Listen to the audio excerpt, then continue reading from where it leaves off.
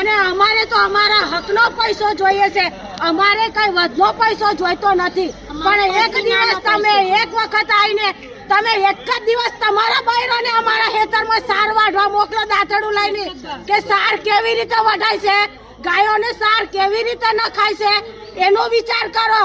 તો અમારી મજૂરી છે એ તમને ખબર દેખાતી નથી, પણ તમને અમારા દૂધનો મફતનો પૈસો કઈ છે, કઈથી મળે છે એ નથી, તો તમને ખબર પડે કે આ દૂધનો પૈસો કેવી રીતે ખવાય છે।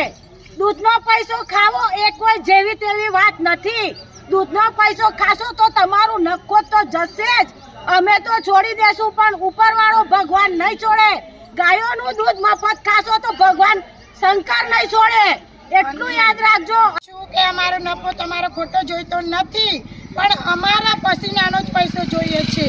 કે એવું નથી કઈ બેનો કઈ કામ કરી એટલું જોઈએ, અમને પણ કાયદા કાનૂનની ખબર હોય છે કે સાબર ડેરી એટલે શું, કે આંબલિયા ડેરી શું, એટલે કે અમે તો અમારી જો મહિલાઓ અમારી હદે જશી તો શામળિયાનું નખો જ જાય।